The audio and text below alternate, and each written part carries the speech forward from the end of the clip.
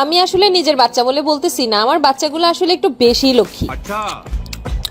মানে ওরা আমি যেমন এই প্রতিবেলায় সবজি খেতে পছন্দ করি, আমার বাচ্চারাও সেম, মানে খুবই পছন্দ করে সবজি খেতে। আপনারা বললে তো বিশ্বাস করবেন না, মানে ওরা সবজিটা এমন ভাবে খায়, শুনেন আপনারা, মানে ওরা সকালবেলা সবজি না হলে রুটি খাবেই না, মানে সবজি ওদের লাগবেই।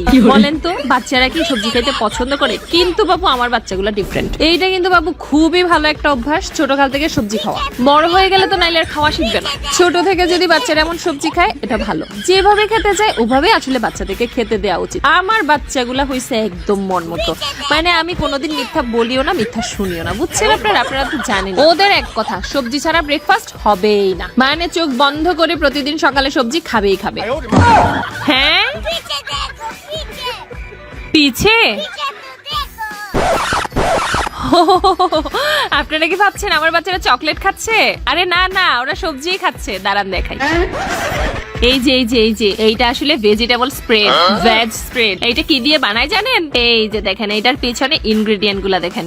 এইটা হচ্ছে সকল সবজির পুষ্টিগুণের সাথে কোকোয়া বিন অ্যাড করা, মানে হলো চকলেটের সাথে সবজি। আমি কি বাবু মিথ্যা বলবো নাকি? হ্যাঁ না বাবারা, খাও খাও খাও। ওরা ওদের সাথে সবজি খায়, আমি আমার সাথে সবজি খাই। আমরা কি সেম সেম নাকি? ওরা যেভাবে সবজি খেতে পছন্দ করে ওরা সেভাবে খাচ্ছে। আরে ভাই আমরা স্মার্ট মানা, বুঝতে হবে, বুঝছেন? আর স্মার্ট মায়েদের বাচ্চারা এখন ভেজিটেবল খাবে, তাও আবার চকলেটের সাথে। আসলে ভেজিটেবল দিয়ে তৈরি বলে এই কারকুমা ভেজ স্প্রেড বাজারের যে কোনো চকলেট স্প্রেড থেকে ভালো। এতে কোনো প্রকার প্রিজারভেটিভ, কালার কিংবা ফ্লেভার নাই। আর এটা ব্রকলি, পালং শাক, মালবেরি সহ বাচ্চাদের জন্য উপকারী সব ইনগ্রেডিয়েন্টস দিয়ে তৈরি। বাচ্চারা খাবে আনন্দে আর আমরা থাকবো স্বস্তিতে।